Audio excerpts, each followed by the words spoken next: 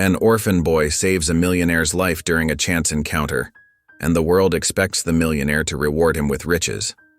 But when the boy makes a heartfelt request, it leaves everyone in shock, including the millionaire himself. What could this child possibly ask for that makes a powerful man break down in tears? Before we get into the story, comment below where in the world you are watching from today. The holiday decorations twinkled overhead as Jonah adjusted his worn coat, trying to keep warm in the bustling Greenwood Airport lounge. His small fingers gripped a stack of bright red and green flyers, the paper's cheerful colors matching the festive atmosphere around him. Despite wearing shoes 2 sizes too big, donated last winter, his smile remained as bright as the Christmas lights strung across the ceiling. "Merry Christmas," he called out, extending a flyer to a mother hurrying past with 2 small children. She paused, her harried expression softening as she accepted the paper. The younger child pointed excitedly at Jonah's Santa hat, which sat slightly crooked on his head. The air smelled wonderfully of hot cocoa and cinnamon from Sally's Cafe just across the way. Silent Night played softly through the airport speakers, nearly drowned out by the constant hum of rolling suitcases and rushing travelers. Jonah breathed in deeply, savoring the sweet aroma that reminded him of Brother Roland's special holiday cookies. "Excuse me, would you like to help our charity fundraiser?" Jonah asked a businessman who barely looked up from his phone as he walked past. That was okay. Jonah had learned not to take the brush-offs personally.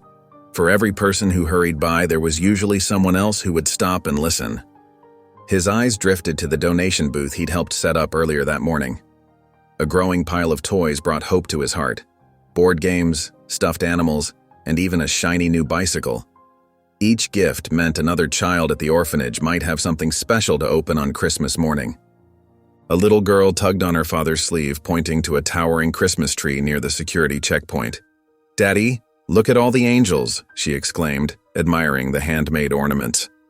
Jonah smiled, remembering how he and the other children had spent weeks crafting those decorations from paper and glitter.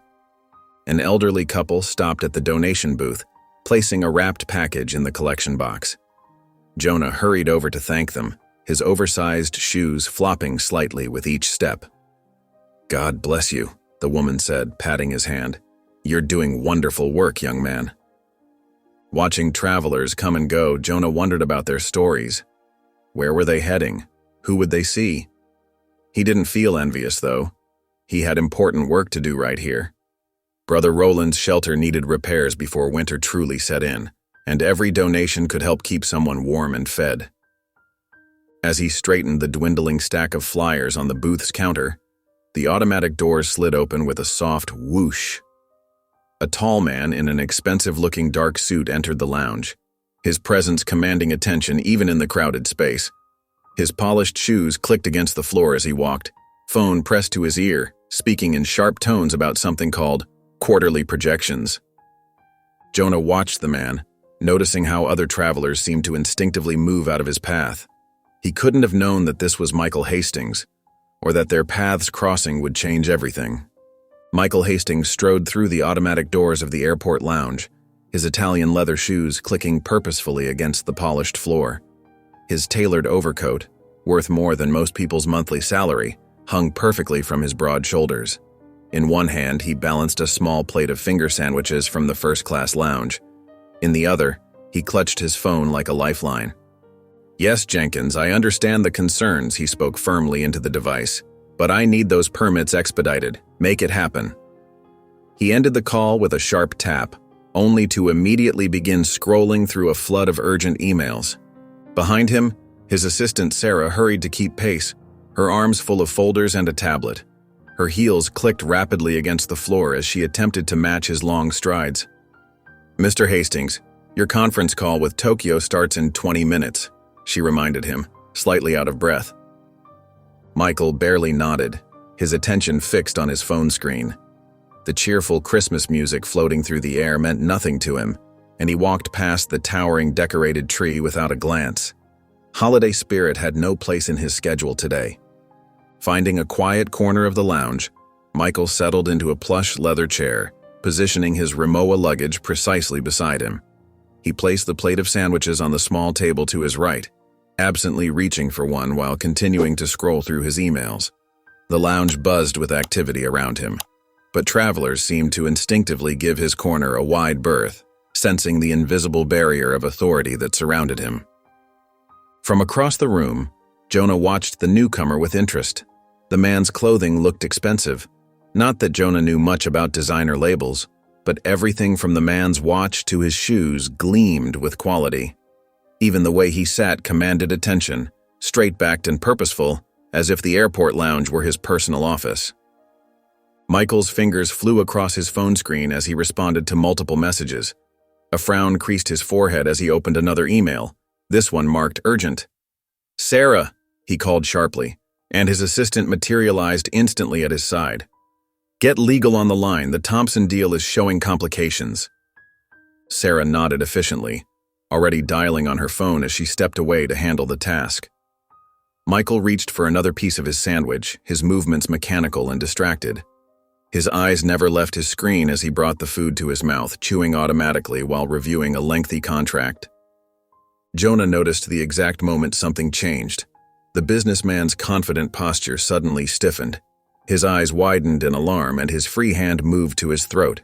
The phone slipped from his other hand, clattering onto the table as he began to choke.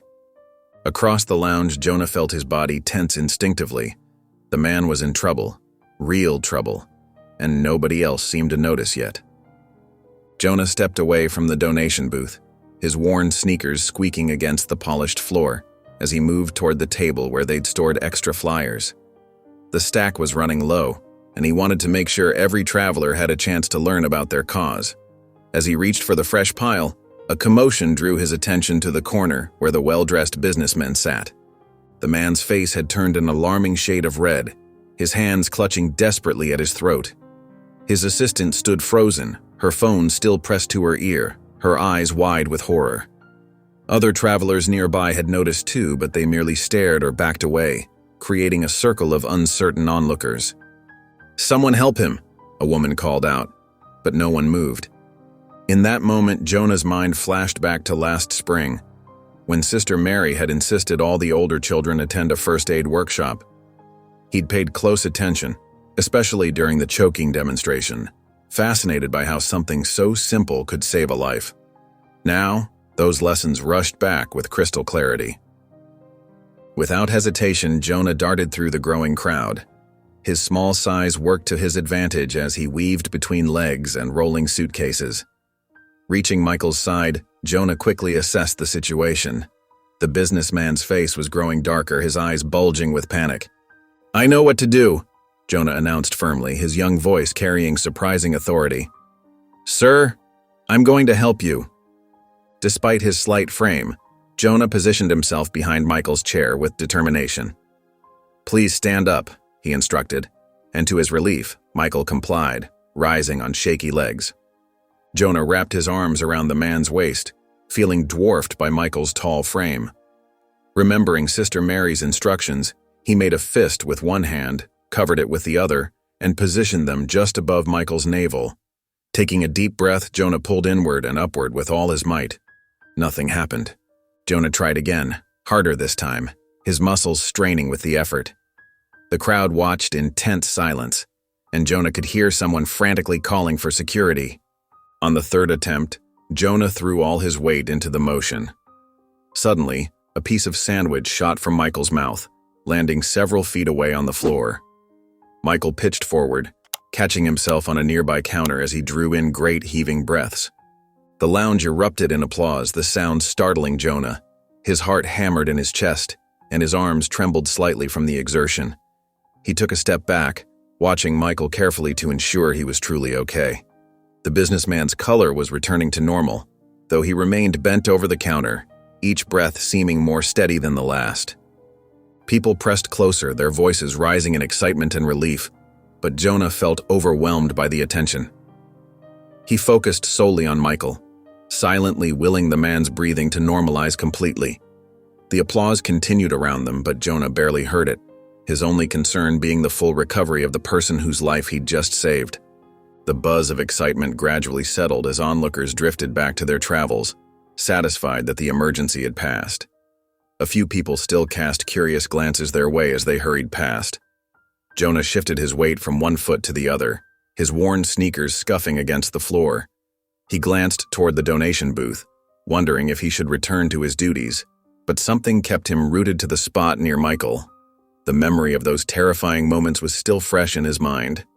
Michael straightened up from the counter, his breathing now steady, though his face still showed traces of exhaustion. Beads of sweat dotted his forehead, and his expensive suit was slightly rumpled.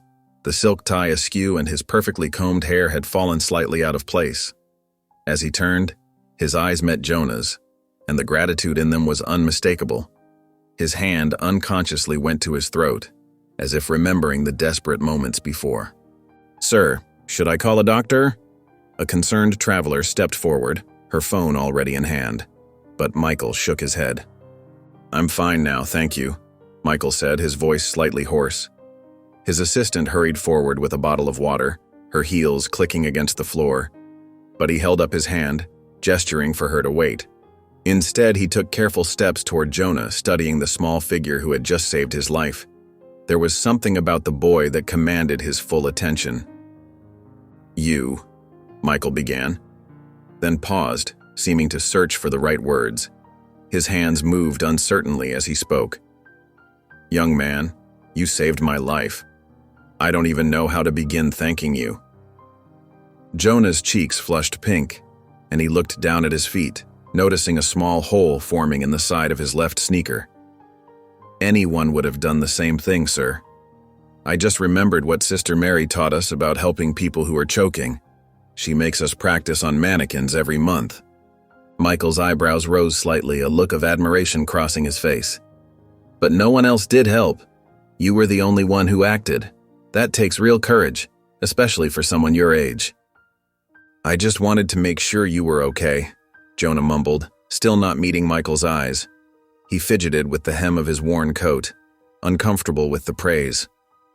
The thin material was fraying between his fingers. Michael's assistant approached again, holding out a business card, her perfectly manicured nails gleaming under the fluorescent lights, but Michael waved her back once more. He couldn't take his eyes off the boy who had rushed to his aid without hesitation. The contrast between Jonah's shabby appearance and his selfless actions struck Michael deeply. Something stirred in his chest, a feeling he hadn't experienced in years. "I insist on repaying you," Michael said firmly, his voice growing stronger with each word. "What you did was extraordinary. Please tell me what you want, anything at all. I promise I'll make it happen." The sincerity in his tone left no doubt that he meant every word. Jonah finally looked up, his eyes widening at the offer. He opened his mouth to speak, then closed it again, overwhelmed by the magnitude of the promise. His fingers twisted nervously in the fabric of his coat as he considered the unexpected opportunity before him. His heart began to race as a possibility formed in his mind, one that had nothing to do with himself. Michael gently guided Jonah toward a secluded corner of the airport lounge, where plush leather chairs sat beneath warm lighting.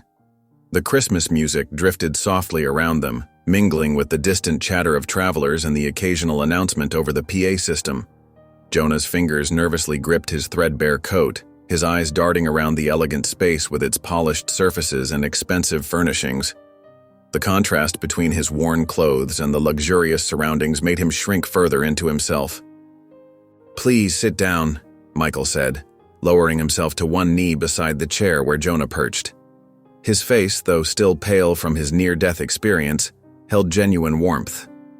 The lingering weakness in his limbs reminded him just how close he'd come to disaster. "You don't need to be nervous. I meant what I said about wanting to thank you properly." Jonah nodded, his small frame tense against the leather cushions. A passing flight attendant smiled at them as she wheeled her bag past. Michael smiled encouragingly and continued. "I could arrange anything you'd like. Perhaps a trip somewhere exciting? Or maybe there's something special you've always wanted. Name it, and it's yours." A slight tremor passed through Jonah's hands as he considered the offer. His thoughts briefly flickered to the orphanage's leaky roof and empty pantry, to the other children who shared his cramped bedroom, but another face quickly filled his mind. Brother Roland's kind eyes and gentle smile on that bitter winter night last year. "There is something," Jonah began softly, his voice gaining strength as he spoke. "But it's not for me. It's for Brother Roland." Michael leaned forward, intrigued by the boy's serious tone. "Tell me about Brother Roland." "Last winter, when I ran away from the orphanage, it was freezing outside. I didn't know where to go." Jonah's eyes grew distant with the memory, his fingers unconsciously tightening on his coat. "Brother Roland found me huddled in the doorway of his shelter. He didn't just give me a warm place to sleep. He talked to me, really listened. He helped me understand that running away wasn't the answer. He even made me hot chocolate with extra marshmallows." Tears welled in Jonah's eyes as he continued. "But now Brother Roland is sick. He needs surgery for his heart, but the shelter can barely keep its doors open. The doctors say without the operation—" His voice trailed off, unable to finish the sentence. A tear escaped down his cheek, which he quickly wiped away with his sleeve. Michael sat completely still, struck by the unexpected nature of the request. He had anticipated something simple, a new gaming console perhaps, or tickets to an amusement park. Instead, this young boy who had nothing was asking for help for someone else. The selflessness of it pierced through his usual businesslike demeanor. "Brother Roland helps so many people," Jonah pressed on, his voice thick with emotion. "He never turns anyone away, even when there's barely enough food. He deserves to get better. He makes everyone feel like they matter." Michael felt something shift inside him as he watched this small, brave boy speak with such passion about helping another. His own throat tightened with emotion, and memories of his own childhood flashed through his mind, times when he wished someone had cared that much about him. "I'll take care of it," Michael said firmly, placing a steady hand on Jonah's shoulder. The words carried the weight of absolute certainty. For the first time in years, Michael felt something beyond the cold satisfaction of closing a business deal. He felt truly needed for something that mattered. The sensation warmed him from within, melting away years of calculated detachment. He raised his hand, signaling his assistant to join them. The click of her heels on the polished floor grew closer as Michael's mind already began forming plans. It was time to put things in motion. Karen Mitchell approached the quiet corner, her heels clicking softly against the polished floor, echoing in the nearly empty hallway. Her usually composed demeanor showed signs of lingering concern from the earlier incident, with worry lines creasing her forehead, and her shoulders held just a bit too tense. She pulled up a chair and opened her leather-bound notepad, smoothing the pages with practiced efficiency. "Tell us more about Brother Roland's condition," she said gently to Jonah, her pen poised to write, her expression softening as she addressed the young boy. Jonah shifted in his seat, trying to remember the medical terms he'd heard, his hands fidgeting with the hem of his worn sweater. "The doctor said his heart isn't working right. They talked about something called a cardiac procedure." His brow furrowed with concentration, his young face intense with the effort to recall every detail. "They said he needs special equipment that only the newest hospitals have." Michael nodded confidently, his expensive suit a stark contrast to the simple hospital furniture. "That shouldn't be a problem. We can arrange for the best medical care available." He turned to Karen, his voice carrying the authority of someone used to making things happen. "Look into the top cardiac facilities in the area." Karen's fingers moved swiftly across her tablet, but her expression grew troubled as she read, her lips pressing into a thin line. "Sir, the specialized care Brother Roland needs would be available at the new Greenwood Hospital wing." She paused, glancing between Michael and Jonah, clearly reluctant to continue. "The one that's still under construction." Jonah's face brightened, hope lighting up his eyes. "That's right. I saw them building it. They said it would have all sorts of new machines to help people." Karen cleared her throat softly, her professional facade barely masking her discomfort.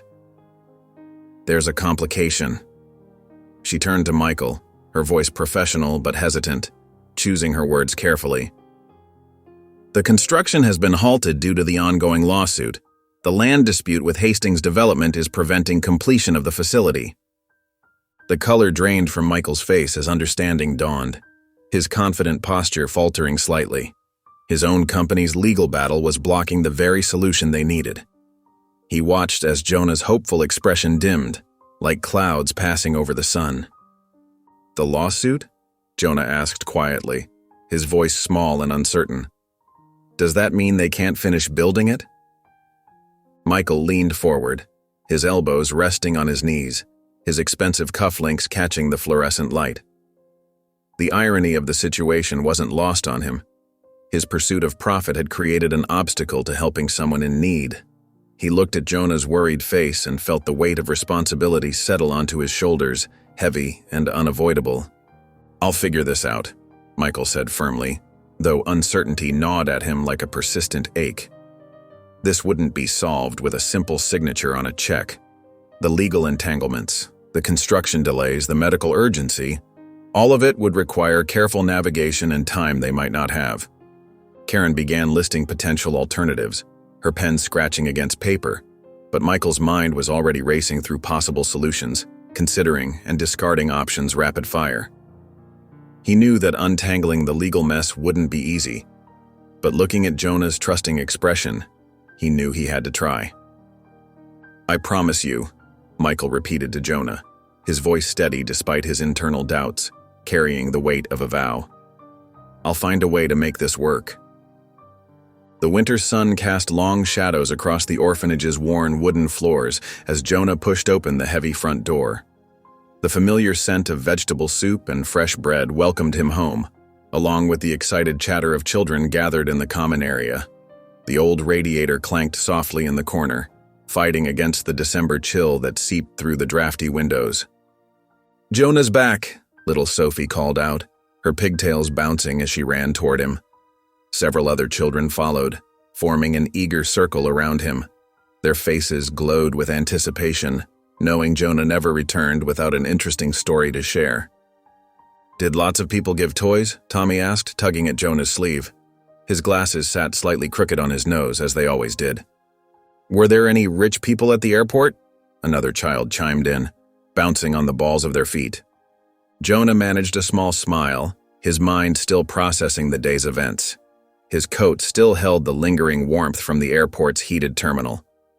"You might want to sit down for this story," he said quietly. Miss Clara emerged from the kitchen, wiping her hands on her flour-dusted apron. Her kind eyes studied Jonah's expression with concern, the crow's feet at their corners deepening. "Everyone gather round," she called out, helping to organize the excited children on the worn carpet. The familiar threadbare rug had hosted countless story times over the years. Jonah took a deep breath and began his tale, his fingers fidgeting with the zipper of his jacket. "I met someone important today," he started. "His name is Michael Hastings." "The billionaire?" one of the older kids interrupted, eyes wide with recognition. A hushed whisper rippled through the group. Jonah nodded. "He was choking on his food and I helped him." The children gasped collectively, hanging on every word as Jonah described performing the Heimlich maneuver. He demonstrated the motion, making some of the younger ones giggle. "You saved his life?" Sophie whispered in awe, her small hands clasped together. "I guess I did," Jonah replied softly. But when he reached the part about Brother Roland's condition and the complicated situation with the hospital, his voice grew quieter. The warmth in the room seemed to dim slightly. Miss Clara's forehead creased with worry, and she exchanged knowing glances with Mrs. Peters, the night supervisor, who had paused her evening rounds to listen. After finishing his story, Jonah retreated to the corner where the youngest children played with wooden blocks. The familiar toys showed their age with worn edges and faded paint, but they were well loved. 4-year-old Danny immediately handed him a red block, inviting him into their game of building towers. His small face beamed with trust and admiration. "Make it tall, Jonah," Danny giggled, clapping as Jonah carefully stacked the blocks. The tower swayed slightly with each new addition, but Jonah's steady hands kept it standing. The children's laughter helped lift his spirits, but doubt kept creeping back into his thoughts like shadows lengthening at dusk. Michael Hastings had seemed sincere in the airport lounge, but now, surrounded by the orphanage's modest reality, The patched curtains, the mismatched furniture, the carefully mended toys. Jonah wondered if he'd been naive to believe a wealthy businessman would really help them. As evening settled in and the younger children prepared for bed, Miss Clara approached Jonah. The smell of bread still clung to her sweater as she placed a gentle hand on his shoulder. "Sometimes people surprise us with their kindness," she said softly, her voice carrying years of hard-won wisdom. "We just have to give them the chance." Jonah nodded, though uncertainty still weighed heavily in his heart. The evening light painted long fingers across the floor as he watched the younger children file upstairs for bedtime. He decided that trusting Michael, even if it felt risky, was the only choice he had. Brother Roland had taught him that faith often required taking chances on people, and now was the time to put that lesson into practice. The memory of Brother Roland's own leap of faith years ago, taking in a shivering boy on a cold winter night, strengthened his resolve. The elevator doors opened silently as Michael entered his penthouse on the 48th floor. City lights twinkled through the floor-to-ceiling windows, casting a soft glow across the modern furnishings. He dropped his briefcase by the door with a heavy thud, his shoulders tense from the day's events.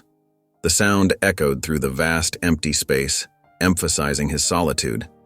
The leather armchair creaked as he sank into it, his eyes fixed on the crystal tumbler of whiskey that his housekeeper always left ready on the side table. He hadn't touched it yet.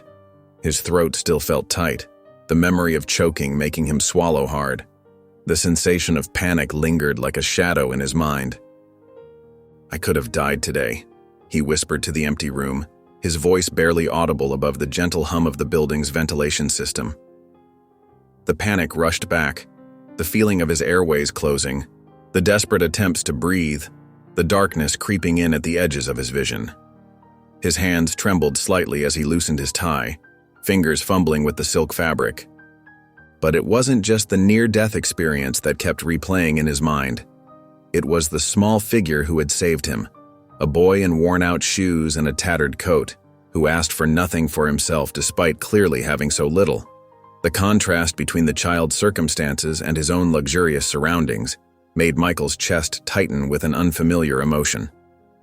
Michael ran his fingers through his silver-streaked hair, noticing how his hand still shook slightly. When was the last time he'd encountered such pure selflessness? In the corporate world of hostile takeovers and profit margins, kindness like Jonah's was rare. The boy's request echoed in his thoughts. Not for money, not for himself, but for someone else's medical care.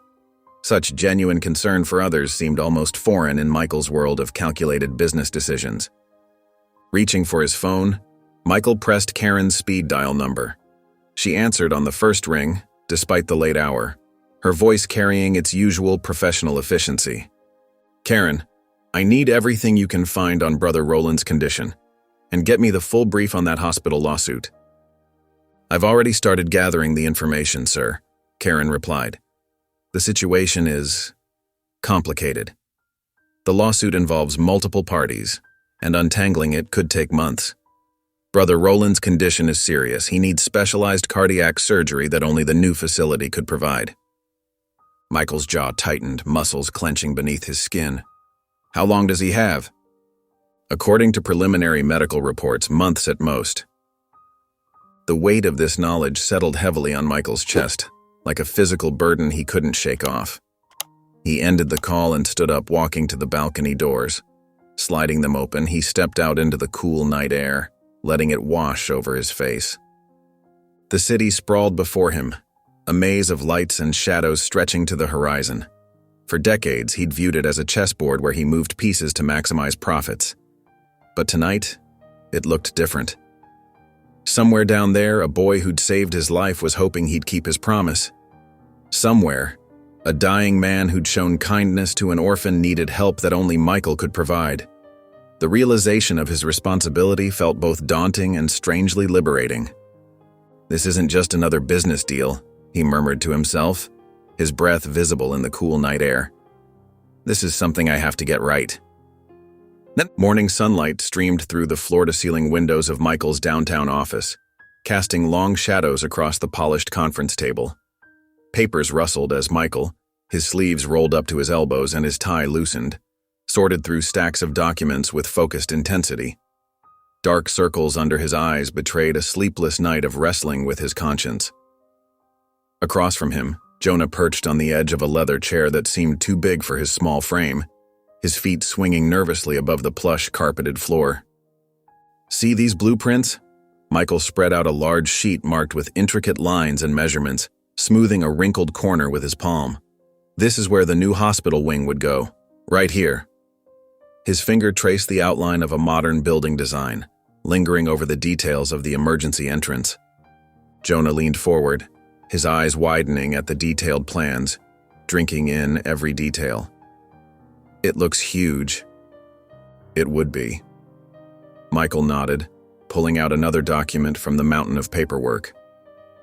The hospital planned to install specialized equipment that could help people like Brother Roland, the latest technology for cardiac care. He tapped the paper for emphasis. "But my company owns this entire block." He indicated a shaded area on a property map, his expression tightening. "We had plans to build a shopping center here. The legal dispute over land use has everything tied up in court." The boy's forehead wrinkled as he tried to understand, his young face showing wisdom beyond his years. "So, your shopping center is more important than the hospital?" Michael felt the words like a punch to the gut, and his shoulders tensed visibly. "No, it's not that simple. When we started this project, we thought we were helping Greenwood. New stores would bring jobs, improve the neighborhood." He shuffled through more papers with trembling fingers, revealing permit applications and court filings, each one a reminder of decisions made in boardrooms far removed from human consequences. "We didn't know we were blocking something so crucial." Jonah studied the documents carefully, his expression thoughtful, fingers tracing the edge of a particularly thick legal brief. "Could you build the shopping center somewhere else?" "That's—" Michael paused, surprised by the directness of the question, his mouth slightly agape. "It's complicated. There are contracts, agreements with other businesses. We've already invested millions in planning." "But you're in charge, right?" Jonah asked, his innocent eyes fixed steadily on Michael's face. "You can change things if you want to?" Michael ran a hand through his graying hair, the weight of his decisions pressing down on him like a physical burden. "Technically, yes. But it would cost millions to reorganize everything. Some people might lose money. Some might sue us."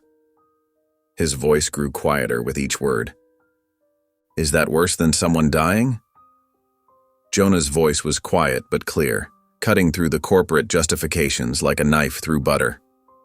The question hung in the air like a heavy cloud as Michael stared at the sprawl of documents before him.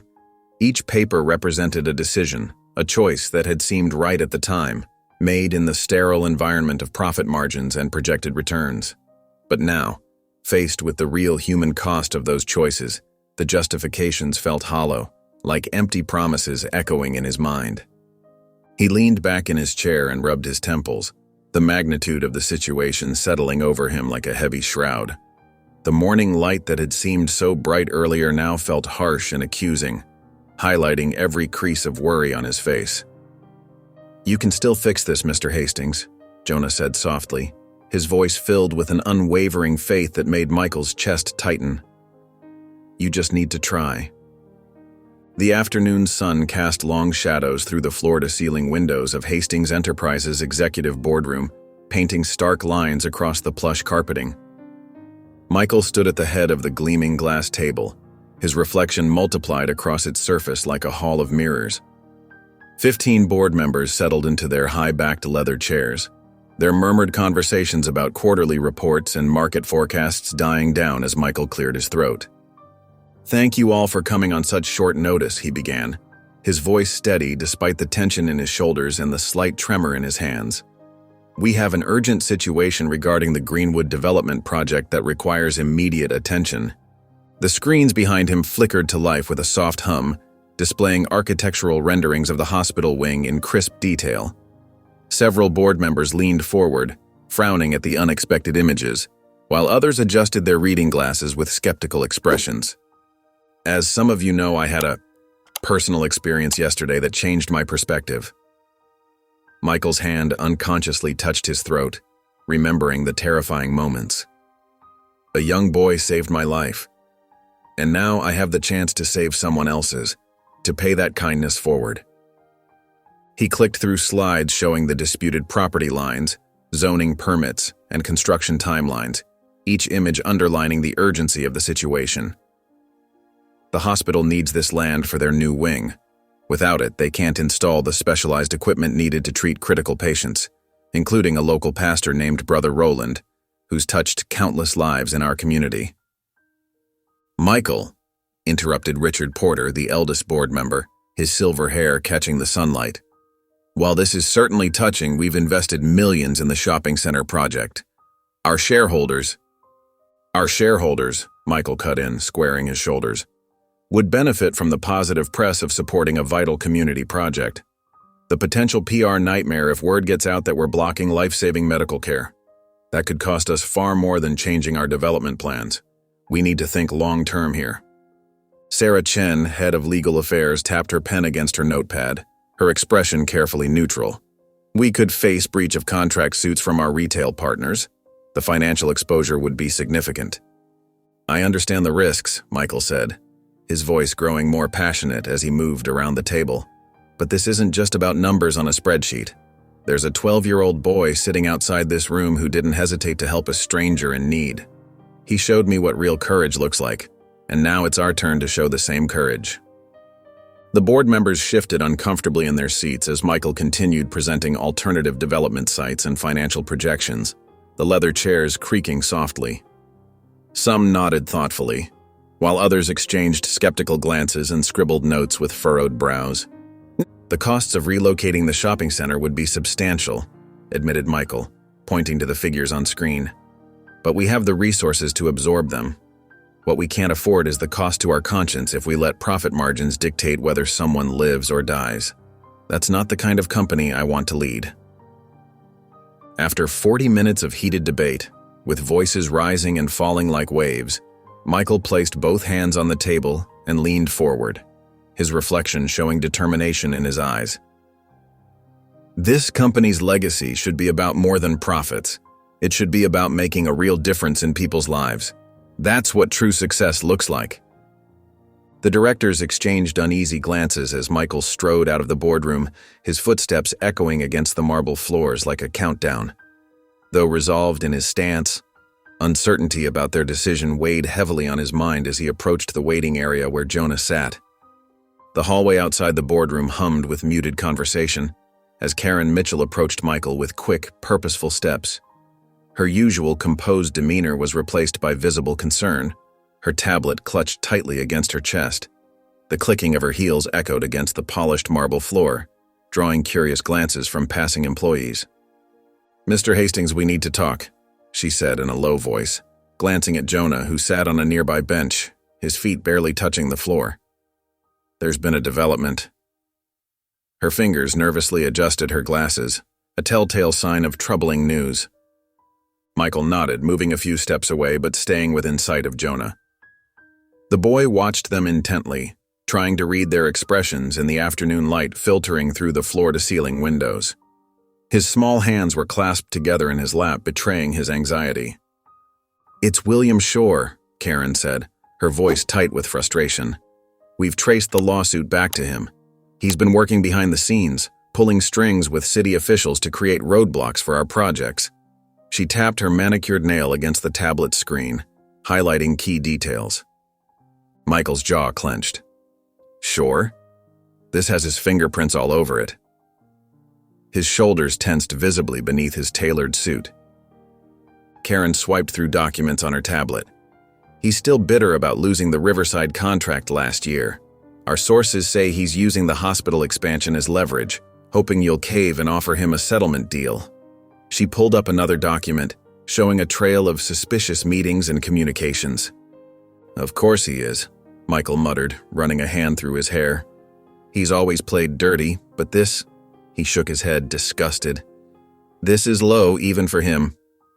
His fingers drummed against his leg, a habit that surfaced when he was deep in thought. Jonah couldn't hear everything, but caught fragments about leverage and officials. His brow furrowed as he tried to piece together the situation. The idea that someone would deliberately block a hospital's construction over a business rivalry made his stomach turn.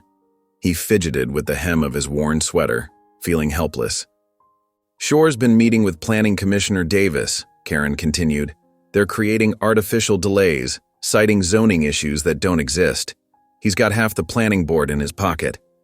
She showed Michael a calendar filled with suspicious coincidences.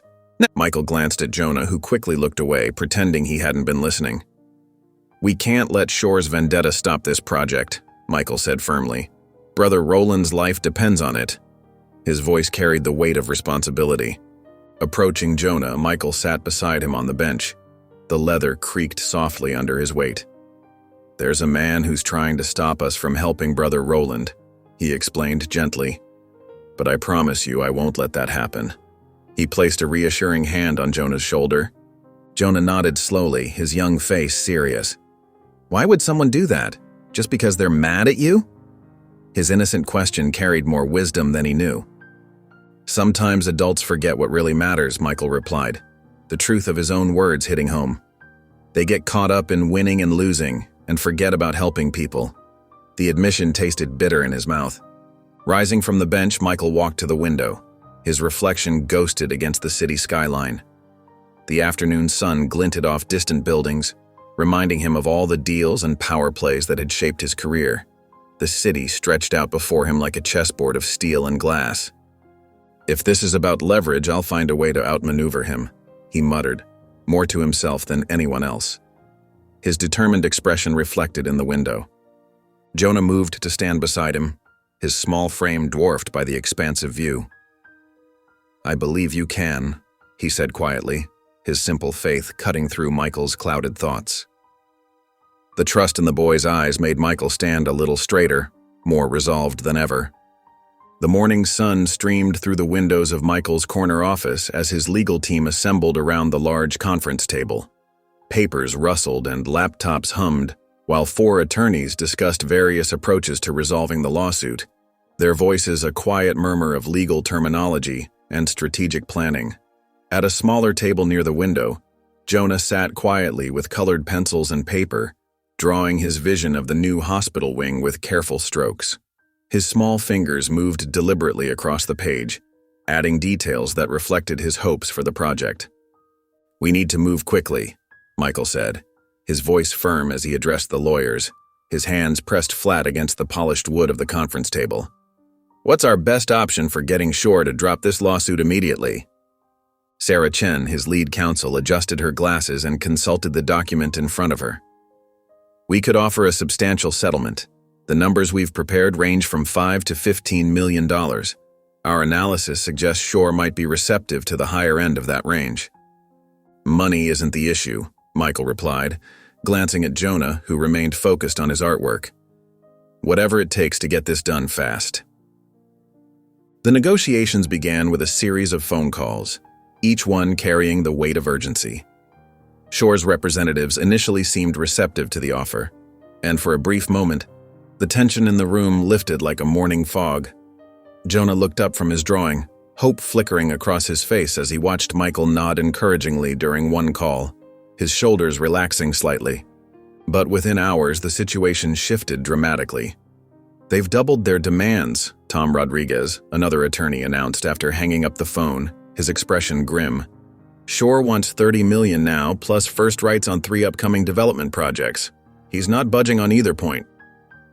Michael paced near the windows, his reflection ghosting across the glass, his steps measured and purposeful. "Counter with $35 million, no development rights. Make it clear this is a one-time offer. We're not playing games here." Jonah's pencil stilled as he watched the adults' faces grow more serious, their expressions tightening with each passing hour. He added a few more windows to his hospital drawing, trying to stay quiet and small in his corner, though his worried eyes followed every movement in the room. The afternoon wore on with a flurry of emails and calls, each response from Shore's team more demanding than the last. Each time progress seemed within reach, Shore's team would introduce new conditions or raise their demands like a cruel game of cat and mouse. Michael maintained his composure, though his jaw tightened with each setback and his fingers drummed increasingly against his desk. "They're playing games," Sarah said during a brief break, her voice low and frustrated as she poured herself another cup of coffee. "Shore knows we're eager to resolve this. He's testing how far he can push before we break."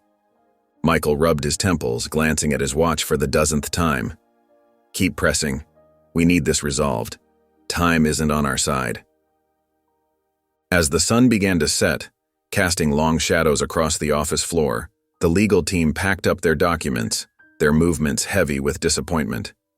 Another day of negotiations had yielded little progress, leaving them all drained and discouraged. Michael walked over to Jonah's table, where several detailed drawings lay spread out, each one showing a different angle of the hospital wing that might never be built. "This isn't over," Michael assured him, placing a gentle hand on the boy's shoulder. "We'll get there." Jonah nodded silently, his eyes moving between his drawings and Michael's determined face. The weight of Brother Roland's situation hung heavy in the air between them, an unspoken reminder of exactly what was at stake.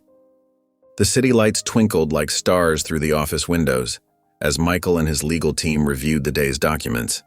The atmosphere was heavy with exhaustion when Karen burst through the door, her usually composed demeanor tinged with excitement. "Mr. Hastings, Shore's team just called," she announced, clutching her tablet. "They're indicating they're ready to settle." Michael straightened in his chair, his fatigue momentarily forgotten.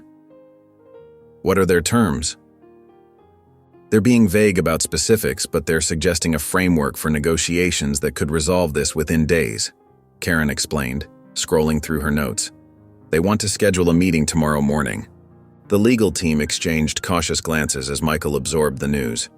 After a moment's consideration, he stood up and reached for his phone. "I need to call Jonah." Stepping into the hallway, Michael dialed the orphanage's number.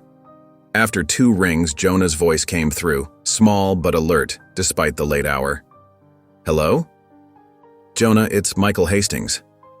I wanted you to know we might have some good news," Michael said, keeping his voice steady. "Shore's lawyers have indicated they're willing to settle." "Really?" Jonah's voice brightened immediately. "Does that mean we can help Brother Roland soon?" "It's not finalized yet, but we're close," Michael explained, leaning against the wall. "We'll know more tomorrow after the meeting." "Thank you, Mr. Hastings," Jonah said, his words filled with genuine gratitude. "I knew you wouldn't give up." As Michael listened to Jonah's hopeful response, a nagging doubt crept into his thoughts. He'd dealt with Shore long enough to know the man's tactics. This sudden willingness to cooperate seemed out of character for someone who'd spent months deliberately obstructing progress. Jonah continued sharing his excitement, speaking about telling Brother Roland the news tomorrow. His youthful optimism was untainted by the complexities of corporate maneuvering and personal vendettas. While Michael wrestled with his suspicions, Jonah's focus remained pure, seeing Brother Roland healthy again. "Get some rest, Jonah," Michael said warmly. "I'll call you as soon as I know more." After hanging up, Michael stood at the window, gazing out at the glittering cityscape below.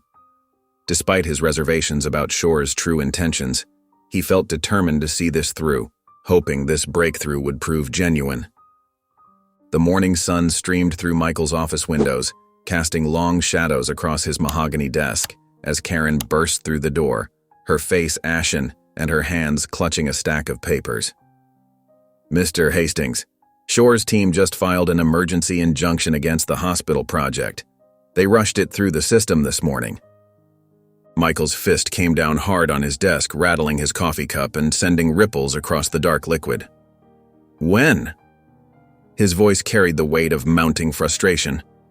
"Less than an hour ago," Karen said, her hands slightly trembling as she handed him the legal documents. "They're claiming environmental concerns that weren't previously addressed. Something about wetland preservation and endangered species." Michael scanned the paperwork, his jaw tightening with each paragraph, the muscles in his neck growing more tense. Within minutes, his legal team assembled in the conference room, their expressions grim as they reviewed the filing. The tension in the air was thick enough to cut with a knife. "It's a tactical move," explained James Porter, his lead counsel, adjusting his wire-rimmed glasses. "Shore knows we're close to a breakthrough. This injunction gives him more leverage. He's trying to force our hand." Michael paced the room, his shoulders tense, his expensive leather shoes clicking against the polished floor. "How long will it take to get this lifted? Give me your honest assessment." "Best case? Weeks? Worst case? Months," James replied, spreading his hands helplessly. The environmental review process alone could drag on indefinitely. Reaching for his phone with a heavy heart, Michael dreaded the call he had to make. Jonah answered on the first ring, his voice bright with hope and excitement.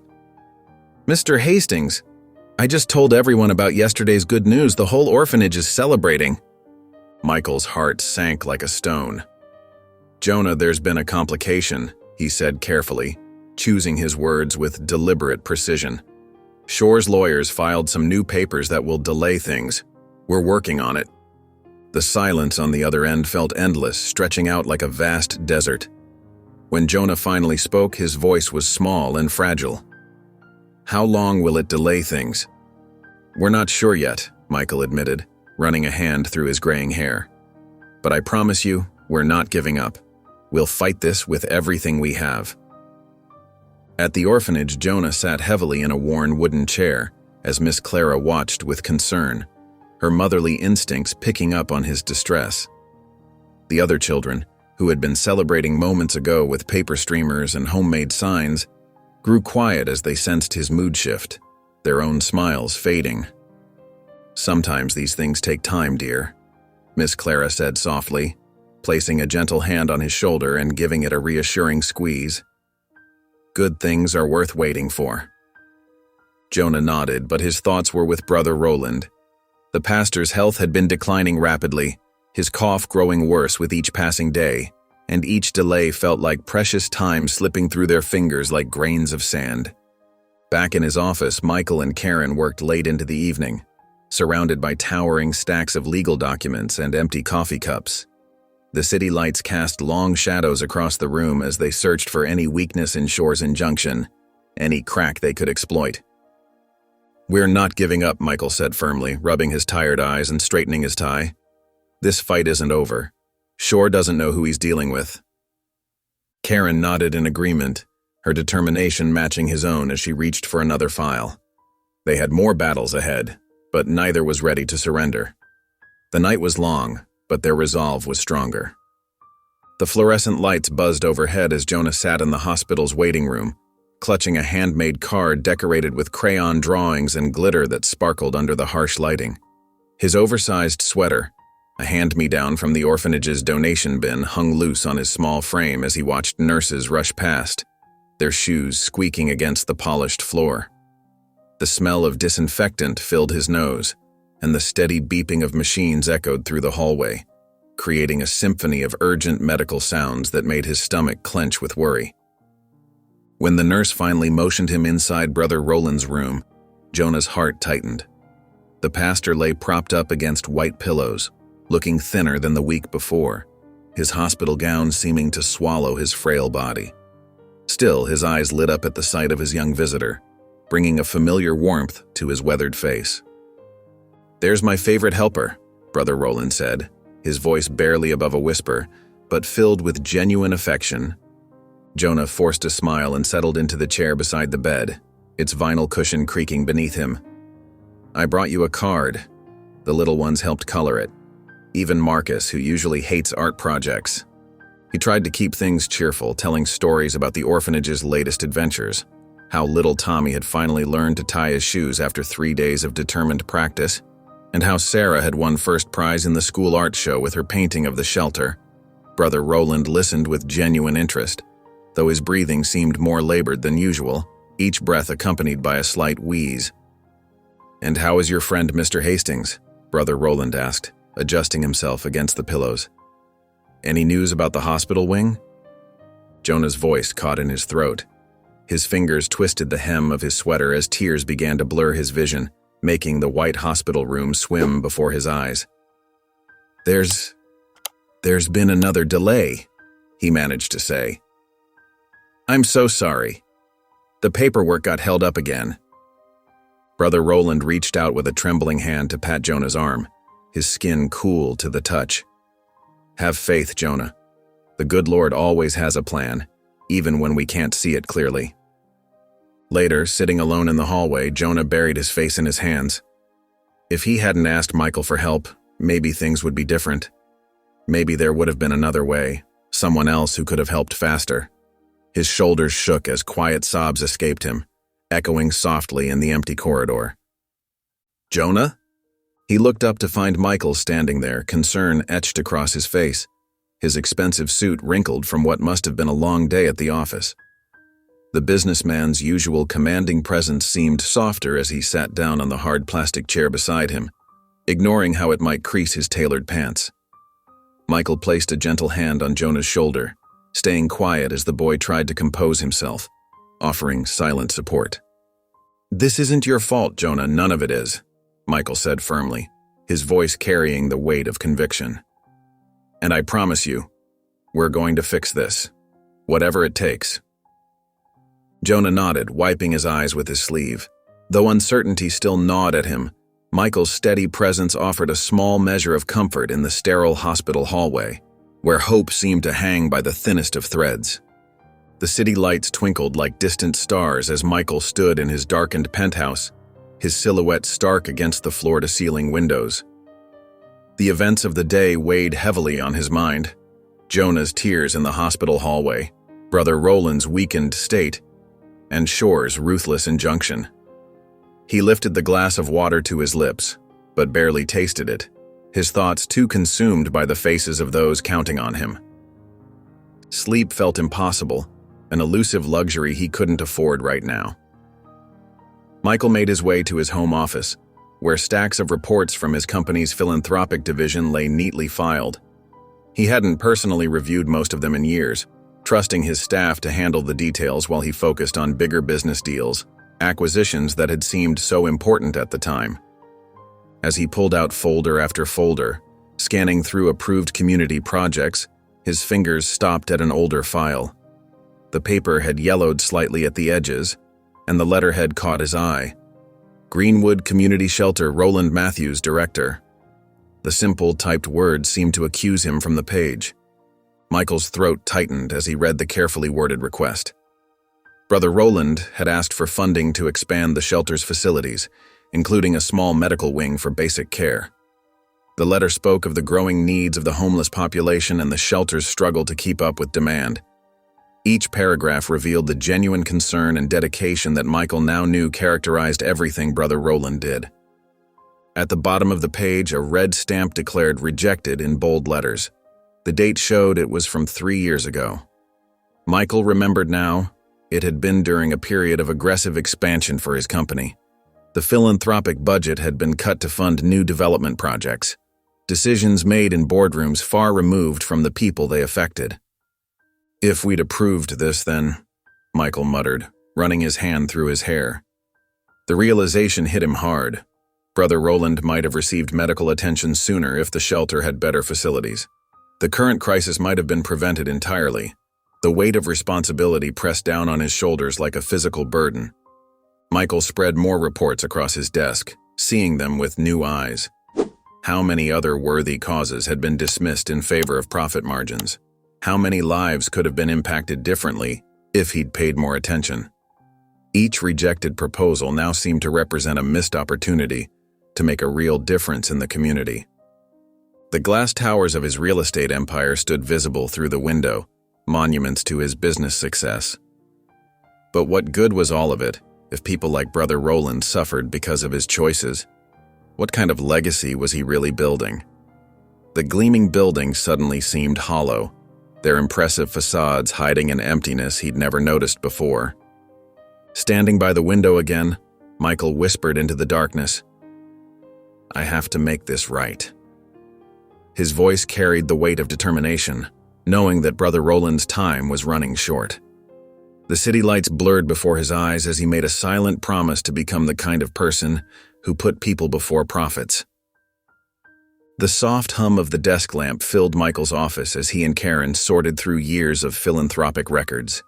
Stacks of manila folders covered his mahogany desk, each containing decisions that had shaped countless lives. Michael's shoulders felt heavy as he leaned back in his leather chair, his mind dwelling on how corporate policies might have affected Brother Roland's current situation. Karen watched as Michael studied every word of the proposal.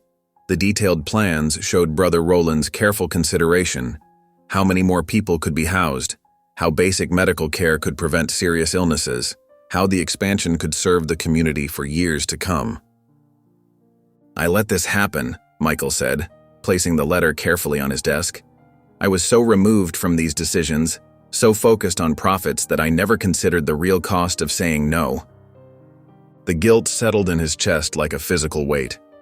Each line of Brother Roland's thoughtful proposal reminded him of how his detachment from the charitable arm of his company had real consequences for real people. Karen gathered more files revealing similar rejected proposals from other community organizations. Michael couldn't bring himself to look at them yet. The single letter before him, Brother Roland's rejected plea for help, was enough to make him question every business decision he'd made in recent years. Setting the letter down on his desk, Michael sat in silence, the gravity of his past choices pressing down on him. His determination to make things right grew stronger with each passing moment. The morning sun filtered through the conference room windows, casting long shadows across the polished table where Michael and Jonah sat. Michael's hands rested on a manila folder, his fingers tapping nervously before he pulled out the weathered letter and slid it across to Jonah. The paper had yellowed slightly at the edges, bearing the creases of multiple foldings. "There's something you need to see," Michael said softly, his voice barely above a whisper in the quiet room. Jonah picked up the letter, his eyes moving carefully across each line. His expression shifted from curiosity to understanding, and finally to a quiet disappointment as he recognized Brother Roland's signature at the bottom. The red rejection stamp seemed especially harsh in the morning light, its official lettering stark against the pale paper. "This was 3 years ago," Michael explained, his voice heavy with regret. He ran a hand through his graying hair, the weight of past decisions evident in his posture. "Brother Roland asked for help to expand the shelter to add basic medical facilities. My company, we turned him down without really considering it. We were too focused on bigger projects, on profits. We didn't even give him a proper hearing." Jonah set the letter down gently, his fingers lingering on the edges. The silence stretched between them until he looked up at Michael with those wise beyond his years eyes.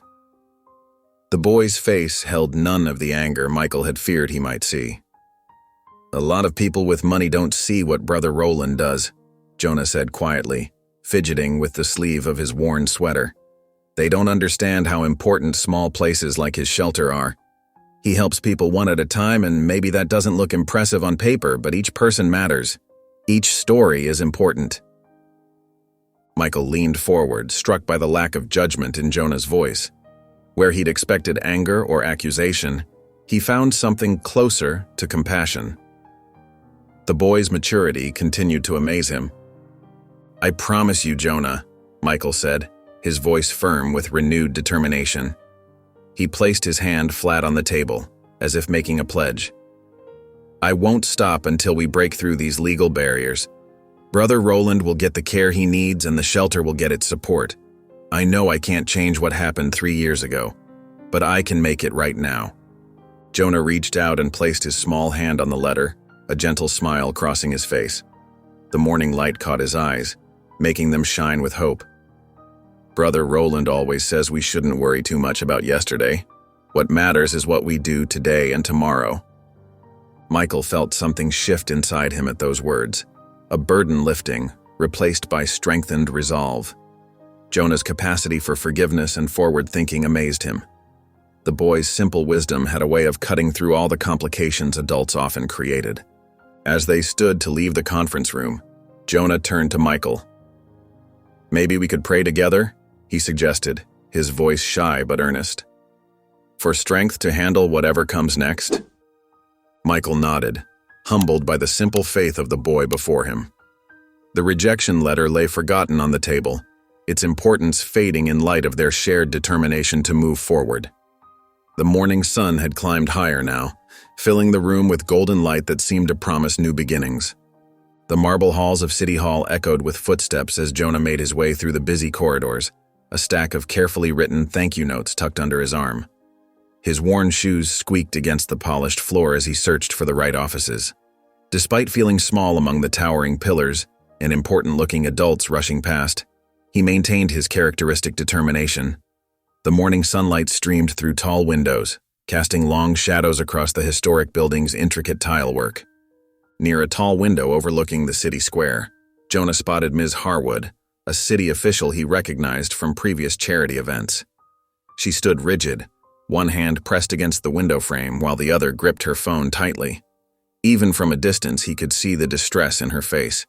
Her usually neat appearance seemed slightly disheveled, with wisps of hair escaping her bun. Drawing a deep breath, Jonah approached her. "Ms. Harwood?" he said softly, not wanting to startle her. The paper edges of his thank you notes crinkled nervously in his hands. She turned quickly, composing herself. "Oh, hello there." Recognition flickered across her face. "You're from the orphanage, aren't you?" Her fingers fidgeted with her pearl necklace as she spoke. Jonah nodded and explained about the thank you notes. Then, gathering his courage, he mentioned Brother Roland. "He saved my life once," Jonah said, his voice steady. "It was the coldest night last winter and I had nowhere to go. He didn't just give me shelter. He sat with me all night telling stories until I wasn't scared anymore." The memory of that night's warmth and safety still brought comfort to his heart. Ms. Harwood's professional facade cracked slightly. She glanced around the empty corridor before speaking in a hushed voice. "Brother Roland helped me 2 years ago." She swallowed hard. "I was struggling to feed my children. His soup kitchen, it got us through some very dark times." Her fingers twisted the gold band on her ring finger as she spoke. Tears welled in her eyes as she continued. "And now," her voice trembled. "William Shore, he's threatening to destroy everything I've built. He has documents, fake ones but convincing, suggesting I mishandled city funds. If I don't support his legal moves against the hospital expansion, he'll release them." Her shoulders hunched forward, as if carrying an invisible weight. She wiped her eyes quickly with trembling fingers. "I can't lose my job. My kids depend on me." Jonah stepped closer, his young face filled with compassion. "Brother Roland always says that doing the right thing is scary, but being brave doesn't mean you're not afraid. It means you keep going anyway." His clear brown eyes held a wisdom beyond his years. Ms. Harwood looked down at the boy, his simple wisdom touching something deep within her. "You sound just like him," she whispered, her voice thick with emotion. "He never gave up on anyone who needed help," Jonah reminded her gently, "even when it was hard." The morning light caught the hopeful shine in his eyes. Ms. Harwood squeezed Jonah's shoulder gratefully, though uncertainty still clouded her features. "Thank you for reminding me of that," she said softly, but made no promises. Her hand lingered for a moment, as if drawing strength from his presence. As Jonah walked away, he closed his eyes briefly, sending up a silent prayer that his words had reached past her fear to touch her heart. The weight of his mission felt heavier with each step down the echoing corridor. The afternoon sun cast long shadows through Michael's office windows as Jonah settled into one of the leather chairs across from his desk. His small frame seemed even tinier against the expansive backdrop of the city skyline, but his voice carried weight as he shared his encounter with Ms. Harwood. The leather creaked softly beneath him as he shifted forward, his eyes bright with urgency. "She's really scared, Mr. Hastings," Jonah explained, recounting the conversation in detail. His hands moved expressively as he spoke. "Mr. Shore is threatening to use fake documents to make it look like she did something wrong with the city's money." She was shaking the whole time we talked. Michael's expression darkened as he listened, his jaw tightening at each new detail of Shore's manipulation. The muscles in his neck tensed visibly. He leaned forward, resting his elbows on the desk's polished surface. "This could be exactly what we need," he said thoughtfully, running a hand through his silver-streaked hair. "If Ms. Harwood testified about Shore's blackmail, it would expose his entire scheme." Karen, who had been taking notes nearby on a leather armchair, nodded in agreement. The scratch of her pen against paper punctuated the tense atmosphere. Her position in the city government would make her testimony particularly credible. The oversight committee would have to take notice. "But she's worried about her kids," Jonah reminded them, his voice soft with concern. "She can't lose her job. They depend on her." Michael stood up and paced near the window, his reflection ghosting across the glass. The city stretched out below them, a maze of buildings and streets where somewhere, Shore was plotting his next move. "We need to show her she'll be protected." He turned to Karen, determination etched on his features. "Get me our best whistleblower attorneys. We'll offer her full legal protection, cover any expenses she might incur. Every last penny." "I know a firm that specializes in these cases," Karen replied, already typing rapidly on her tablet, the blue light reflecting off her glasses. "They have an excellent track record protecting government whistleblowers, never lost a case." Jonah fidgeted with the hem of his worn sweater, the threads loose where he'd pulled at them too often. "Maybe we could also remind her about all the people she'd be helping. Not just Brother Roland, but everyone who needs the new hospital wing. All those families waiting for help." Michael paused his pacing, struck by Jonah's insight. The boy's simple wisdom often cut through the complexity of adult problems. "You're right. She needs to know the impact she could have. This is bigger than just one person." The legal team arrived shortly after, filling the office with discussions of protective measures and legal strategies. Their briefcases and tablets scattered across the conference table as they outlined plans for media management, financial support, and career protection. The afternoon light grew dimmer as they worked, the city's shadows lengthening outside. "We'll need to move quickly but carefully," one lawyer advised, adjusting his wire-rimmed glasses. "The key is making Ms. Harwood feel secure enough to come forward. One misstep could spook her." Jonah listened to the complex legal terms being thrown around, but his mind stayed focused on the simple truth at the heart of the matter. His fingers traced patterns on the leather armrest as he spoke. "She just needs to know she's not alone," he said quietly. Michael looked at the young boy and nodded, a warm smile softening his features. "Exactly." He turned to his team, his voice carrying the authority of someone used to making million-dollar decisions. "We'll create a complete safety net for her. Legal, financial, professional, whatever she needs. No expense spared. If Ms. Harwood decides to take a stand, we'll make sure she doesn't do it alone," Michael declared firmly, his words carrying the weight of an unbreakable promise. Jonah nodded, feeling a spark of hope return. The path forward was becoming clearer, even if it wouldn't be easy. The late afternoon sun painted the office in warm golden hues, as if nature itself was offering its blessing to their plans. The late afternoon sun cast long shadows across the shelter's worn doorstep as Jonah approached with his basket of fruit. The building seemed quieter than usual, missing the usual bustle of volunteers and residents. Only a few people moved about, their footsteps echoing in the hallways, creating an unsettling emptiness that made the old building feel even larger than it was. Sarah, the nurse who had been caring for Brother Roland for months, met Jonah at the entrance. Her face carried the weight of concern as she gently touched his shoulder. Dark circles under her eyes hinted at long nights of watchful care. "Brother Roland had a rough night," she explained softly. "He's been asking for you. He barely touched his breakfast this morning." Jonah's grip tightened on the basket handle as he followed Sarah down the corridor. The familiar scent of antiseptic mixed with the shelter's old wooden floors filled his nostrils, stronger today than usual. His heart felt heavy with each step closer to Brother Roland's room, his shoes squeaking against the freshly mopped floor. Inside, the small space was dim, with only a sliver of sunlight sneaking through partially drawn curtains. The room felt stuffy despite the small fan whirring quietly in the corner. Brother Roland lay still on his cot, his chest rising and falling with shallow breaths. His face, usually full of color and life, had taken on an ashen pallor. A half-empty glass of water sat untouched on his bedside table. "Jonah," Brother Roland whispered, his eyes lighting up despite his weakness. He lifted a trembling hand, beckoning the boy closer. "Come, sit with me. It does my heart good to see you." Jonah placed the fruit basket on a nearby table and settled into the chair beside the cot. The wooden seat creaked under his weight.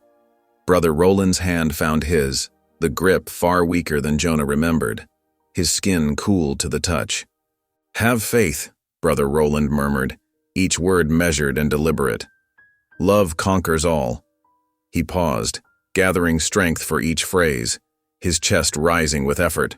Though pain lined his face, his eyes remained bright with unwavering conviction, like stars in a stormy sky. Across town in his office, Michael sat behind his desk, his expression grave as he listened to Dr. Thompson, the shelter's volunteer physician. Afternoon light streamed through the floor-to-ceiling windows, doing nothing to brighten the mood. The doctor's report was blunt and concerning, his usually confident demeanor replaced with obvious worry. "The infection has spread," Dr. Thompson explained, his voice heavy with professional concern. He shuffled through his medical charts, avoiding direct eye contact. Without access to the advanced surgical equipment in the new wing, his chances— The doctor's voice trailed off, the implications clear in the heavy silence that followed. Michael ran his hands through his hair, feeling the pressure of time bearing down. His desktop calendar seemed to mock him with its slow march of days. Each hour that passed with the injunction in place was another hour Brother Roland spent without the care he desperately needed. "How long?" Michael asked, dreading the answer, his fingers drumming nervously on his mahogany desk. "Days, maybe a week," Dr. Thompson replied quietly, closing his medical file with a soft thud. "The complications are accelerating his decline. The antibiotics aren't working as well as we'd hoped." Back at the shelter, Jonah fought to keep his composure as he listened to Brother Roland's labored breathing. The pastor's words of hope and faith, though whispered, carried the same strength that had comforted Jonah on that cold night years ago when he'd found refuge at the shelter's door. When it was time to leave, Jonah stepped out into the gathering dusk. The evening air felt thick and heavy with unshed rain. He tilted his face toward the darkening sky, his lips moving in silent prayer for Brother Roland. Meanwhile, in his office, Michael was already on the phone with his legal team, his voice urgent as he demanded they explore every possible avenue to break through the legal deadlock. His determined tone echoed off the office walls as he paced back and forth, his shadow stretching long across the carpet. The morning sun cast long shadows across Michael's office as he stood by the window, his reflection stern in the glass. The city stretched endlessly before him, a maze of steel and concrete catching the early light. Behind him, his legal team sat around the mahogany conference table, their voices tired from hours of discussing failed negotiations with Shore. Coffee cups and scattered documents covered the polished surface, evidence of their lengthy battle.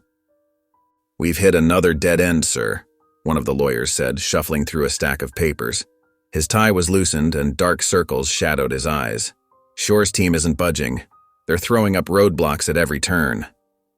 Michael's hands clenched into fists at his sides, his knuckles white with tension. The city sprawled before him, waking to another day while Brother Roland's condition worsened. Every passing hour felt like sand slipping through his fingers.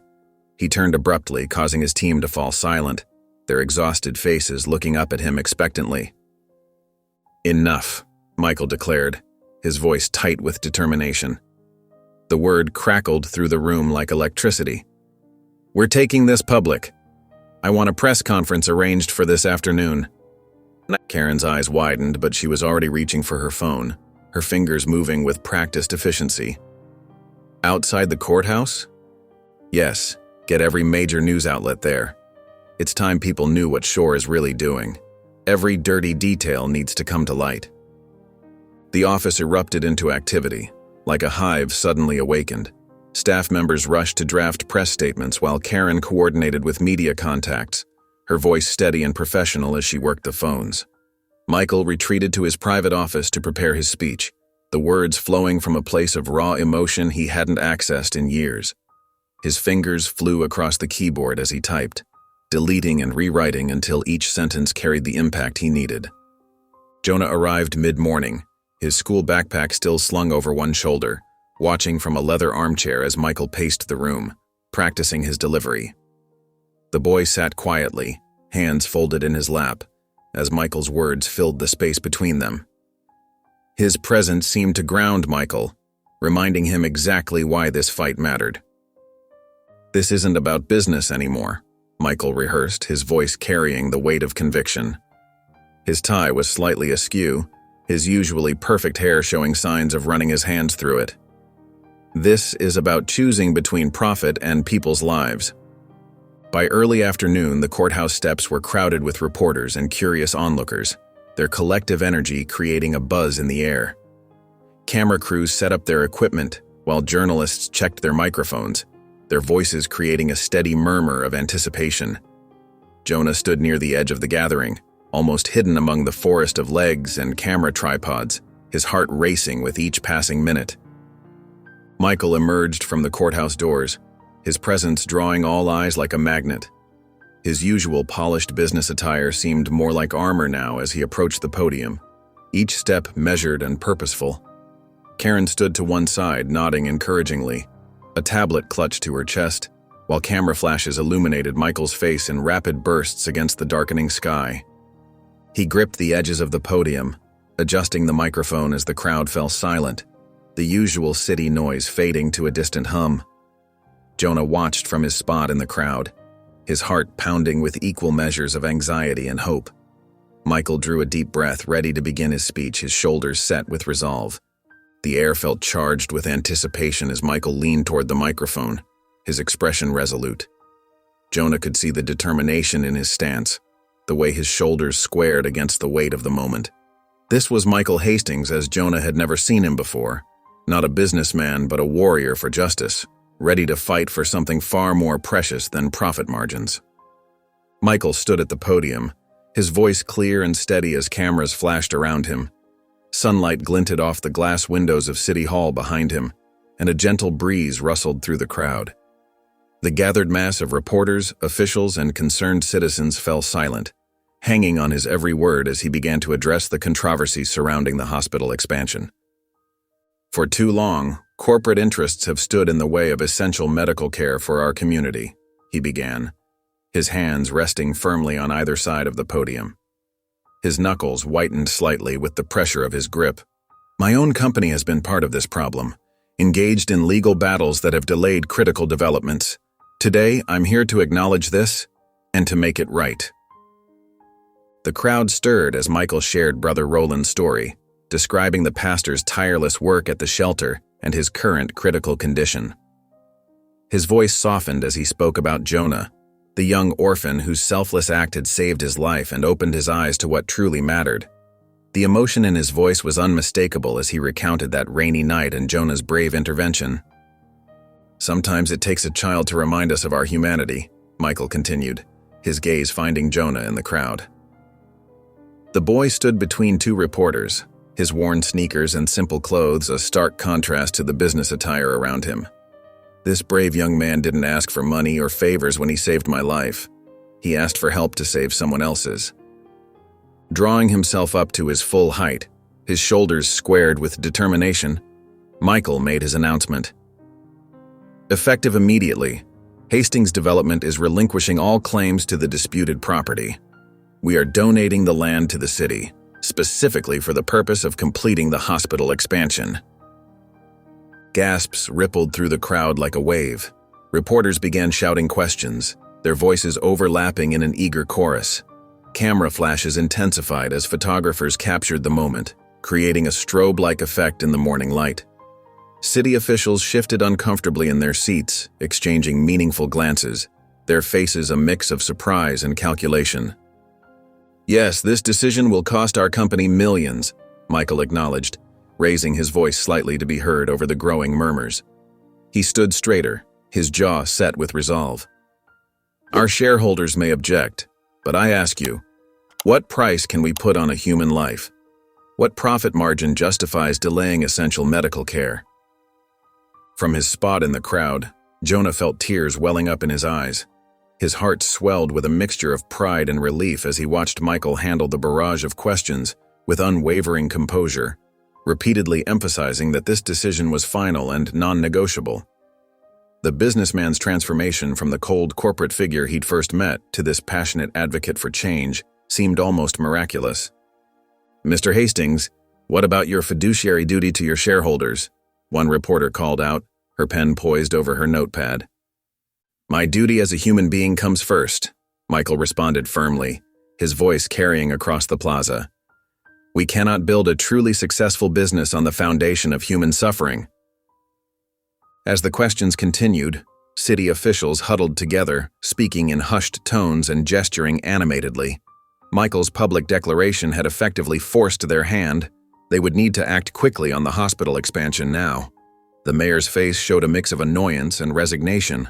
When Michael finally stepped away from the podium, his face remained calm and determined despite the chaos around him. His tie was slightly askew, but his posture never wavered. Jonah made his way through the crowd, squeezing between reporters and dodging microphones, approaching Michael with tears still glistening in his eyes. "Thank you," Jonah said quietly, his voice thick with emotion. Michael placed a hand on Jonah's shoulder, offering a small but resolute smile. The warmth in his eyes spoke volumes about how far he'd come from the man who once cared only about profit margins and corporate expansion. Ms. Harwood sat at her desk, fingers drumming nervously on the polished wood as she watched the morning news replay clips from Michael's press conference. His words about sacrifice and doing what was right echoed in her mind, making her stomach twist with guilt. The small photograph of her children caught her eye. Two smiling faces that usually brought her comfort now seemed to intensify her internal struggle. Their innocent grins reminded her of everything she stood to lose. She picked up the frame, studying their innocent expressions while her thumb traced the edge of the silver frame. The weight of Shore's threats pressed heavily on her conscience, but Michael's courageous act had awakened something within her, a spark of the integrity she'd once prided herself on. She thought of Brother Roland, remembering the warmth and dignity he had shown her years ago at his soup kitchen, when she had nothing, when she'd been just another desperate face in the lunch line. With trembling hands, she reached for her phone and dialed Michael's office number, her heart pounding so hard she could barely hear the ringtone. Later that afternoon, Ms. Harwood sat across from Michael and Jonah in a private conference room at City Hall. Sunlight streamed through tall windows, casting long shadows across the polished mahogany table between them. The ticking of the wall clock seemed unnaturally loud in the tense silence. She pulled out a thick manila envelope and placed it carefully on the table, her fingers lingering on its surface. "Mr. Shore has been threatening me," she began, her voice barely above a whisper, cracking slightly on the words. "He fabricated evidence of financial misconduct, documents that could destroy my career and hurt my children." Her hands shook as she spread the contents of the envelope across the table. Emails, doctored financial statements, and threatening messages from Shore, each one more damning than the last. Jonah watched her with understanding eyes, remembering their conversation about Brother Roland's kindness. "You're doing the right thing," he said softly, his young voice full of compassion that brought tears to her eyes. Michael's legal team arrived promptly, their expressions serious as they examined each document with careful attention. Ms. Harwood detailed Shore's systematic manipulation, describing how he had forced her to support his legal challenges against the hospital expansion. Her voice grew stronger as she spoke, as if each word helped lift the burden she had carried for so many months. The lawyers exchanged knowing glances, their pens scratching furiously across legal pads. Within hours, city council members gathered for an emergency session, their usual formality replaced by urgent concern. The evidence painted a clear picture of Shore's corruption. Council members passed the documents between them, their expressions growing increasingly grave as they whispered among themselves. Questions flew rapid-fire across the chamber as they began to grasp the extent of Shore's manipulative schemes, their voices rising with indignation. As the afternoon drew to a close, Ms. Harwood stepped out of City Hall into the warm sunshine. Her shoulders felt lighter, despite the uncertainty ahead. For the first time in months, she could breathe freely. Jonah stood at the bottom of the steps, offering a small wave as she passed, his presence a reminder of why she'd found the courage to speak up. Michael watched from the doorway, understanding the magnitude of her sacrifice and courage, his expression one of deep respect. The city council's investigation was now in motion, their urgent whispers and hurried meetings signaling the beginning of Shore's reckoning. The truth, so long buried under threats and manipulation, was finally coming to light.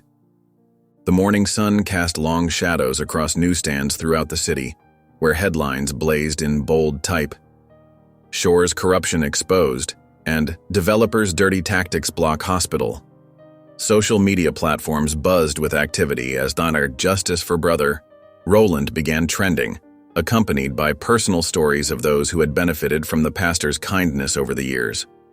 Outside City Hall, a growing crowd of community members gathered, their handmade signs bobbing in the morning breeze. "Save Brother Roland and end the blockade now." Their voices rose in unified protest against Shore's tactics. Local news crews captured the scene as more people joined the demonstration, their presence adding pressure to already strained city officials. In his office high above the city streets, Michael sat with Karen, reviewing updates from his legal team. The large windows behind them offered a view of the gathering crowds below. "Shore's lawyers are withdrawing their motions," Karen reported, sliding several documents across the desk. "They're trying to distance themselves from the scandal." Michael nodded, allowing himself to feel a moment of relief. Still, he knew the battle wasn't over. "We need to focus on the construction timeline now. Every day counts for Brother Roland." Across town at the orphanage, Jonah stood before the gathered children and staff in the common room. His voice trembled slightly as he shared the news about Shore's lawsuit crumbling. "The bad man can't stop the hospital anymore," he explained to the younger children, who listened with wide eyes. Miss Clara stood nearby, her weathered face showing cautious optimism. The children erupted in cheers, but Jonah's joy was tempered by thoughts of Brother Roland's worsening condition. He had visited the pastor just yesterday, noting how much weaker he had become. Still, Jonah held on to hope, remembering Brother Roland's words about keeping faith. Back in his office, Michael reviewed construction plans with his team. Though Shore's legal barriers were falling, the logistics of completing the hospital wing quickly enough presented new challenges. He remained focused, marking critical points on the timeline and identifying areas where they could accelerate progress. As evening approached, Michael gathered his belongings, preparing to leave the office. A copy of the day's newspaper lay on his desk, its headline declaring, "Shore's lawsuit collapses." He picked it up, allowing himself a small smile as he recognized this victory for what it was, a crucial step forward in their race against time. In the hospital's main conference room, board members gathered around a polished oak table, their faces illuminated by the glow of a large screen where Michael's image appeared via video call. The tension in the room was palpable as the board chairman called the emergency meeting to order, shuffling through papers with slightly trembling hands. "I'm prepared to provide whatever additional funding is needed to expedite this project," Michael announced, his voice clear and determined through the speakers. "We have a moral obligation to complete this wing as quickly as possible. Every day counts, and I'll personally guarantee all overtime costs." The board members exchanged glances, reviewing the revised construction timeline and budget projections. Papers rustled as they flipped through detailed cost analyses and schedules. After a brief but intense discussion, they voted unanimously to restart the project immediately. Within days, the construction site hummed with activity as crews returned to work, operating in carefully coordinated shifts around the clock. Yellow hard hats dotted the landscape as workers poured concrete foundations and welded massive steel beams into place. The rhythmic sound of hammers and drills filled the air, accompanied by the steady rumble of cement mixers and cranes. Local news crews captured footage of community members arriving with coffee, sandwiches, and supplies for the workers, their cars forming a steady stream of support throughout the day. Children from the orphanage, led by Jonah, approached the site fence with handmade cards decorated with colorful drawings and heartfelt messages. "Thank you for helping Brother Roland," one card read in careful crayon letters decorated with stick figures holding hands. The construction workers paused their work to accept the cards, many of them blinking back tears as they carefully tucked the precious artwork into their jacket pockets. Michael walked the perimeter of the site, phone pressed to his ear as he coordinated with medical teams, his free hand gesturing emphatically as he spoke. If needed, we can arrange transport to St. Mary's in Springfield, he told the lead physician, his footsteps crunching on gravel. But I understand their waiting list is considerable. We need to explore every option. The doctor's response was reassuring. At the current pace of construction, we should have the equipment installed and calibrated in time to perform the surgery here. Brother Roland will receive better care if we can avoid the stress of transport. Your acceleration of the timeline has made all the difference. Community members continued to arrive throughout the day, offering whatever help they could. Local restaurants sent food trucks to feed the workers, while retired contractors volunteered their expertise to help oversee various aspects of the project. Someone even set up a prayer circle near the construction fence, their quiet voices lifting up Brother Roland's name. As the sun began to set, casting long shadows across the construction site, Michael and Jonah stood side by side, watching the crews wrap up their day's work. The skeletal framework of the new wing stood against the orange sky, a testament to what could be accomplished when people work together.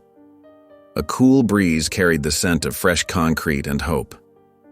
"He's going to make it, Mr. Hastings," Jonah said quietly, his eyes fixed on the building's progress, his small hands gripping the chain-link fence. Michael nodded, feeling more confident with each passing day. The sound of machinery gradually quieted as the workers prepared to leave, ready to return at dawn to continue their race against time. The last rays of sunlight caught the steel beams, making them glow like promises kept. The gleaming new wing of Greenwood Hospital stood as a testament to community perseverance. Inside, medical technicians moved purposefully through pristine corridors, conducting final checks on the newly installed equipment. The rhythmic beeping of monitors and gentle hum of machinery created a symphony of modern medicine, punctuated by the soft footfalls of staff members on the polished floors. "All systems are functioning perfectly," the lead technician reported, marking off items on his checklist with careful precision. "The surgical suite is ready for tomorrow's procedure." Dr. Chen, the chief surgeon, gathered her team for a final review of Brother Roland's case in the brightly lit conference room. The advanced imaging systems displayed detailed scans on wall-mounted screens, allowing the medical staff to plan their approach with precision. Her experienced eyes studied every detail as she pointed out critical areas to her attentive team. When morning arrived, the hospital corridors buzzed with activity like a well-orchestrated dance. Nurses wheeled carts of supplies past the waiting area, where Jonah and Michael sat side by side on the cushioned chairs. Jonah's small fingers wrapped tightly around a weathered wooden cross, its surface smooth from years of handling. Brother Roland had given it to him on that bitter cold night when he first found shelter at the pastor's door, a memory that seemed both distant and crystal clear. Michael sat perfectly still except for his thumbs, which hovered restlessly over his phone's screen. Each time an email notification appeared, accompanied by a soft ping, he forced himself to ignore it. The usual business concerns that dominated his days seemed trivial now, compared to what was at stake in the operating room. "You know," Nurse Martinez said as she paused by their seats, adjusting her colorful scrub top, "what you did for this hospital, for this whole community. It's remarkable." She smiled warmly at Jonah, her eyes crinkling at the corners. "You showed us all what one person's compassion can accomplish." Another nurse, checking charts at the nearby station under the fluorescent lights, added, "Dr. Chen and her team are the best in 3 states. Brother Roland couldn't be in better hands. They've handled cases like this before." Jonah's whispered prayers created a gentle rhythm that seemed to calm them both. His voice, barely audible above the hospital's quiet bustle, carried the same steady faith that had brought them to this moment. Michael found himself drawing strength from the boy's unwavering belief, amazed at how someone so young could display such profound trust. Through the waiting room windows, they could see the morning sun climbing higher, casting long rectangles of light across the floor that slowly shifted with the passing minutes. The operating room doors swung open as the surgical team began to file in, their scrubs crisp and green under the fluorescent lights. Each member moved with focused determination. "We've done all we can," Jonah whispered, watching the doors with intense concentration. "It's up to them now." Michael nodded silently, his eyes fixed on the closed doors, unable to look away. His hand unconsciously moved to rest supportively on Jonah's shoulder. The surgery began as the hospital settled into its early morning quiet. The waiting area, with its muted beige walls and worn fabric chairs, felt suspended in time. Only the occasional crackle of announcements over the intercom broke the stillness. The faint scent of coffee from the nearby nurse's station drifted through the air, mingling with the sharp smell of disinfectant. Michael sat upright, his suit jacket draped over the chair beside him, his usually pristine white shirt showing wrinkles from the long night. Jonah struggled to keep his eyes open, the events of the past weeks weighing heavily on his small shoulders. Eventually his head began to nod, and he found himself leaning against Michael's arm.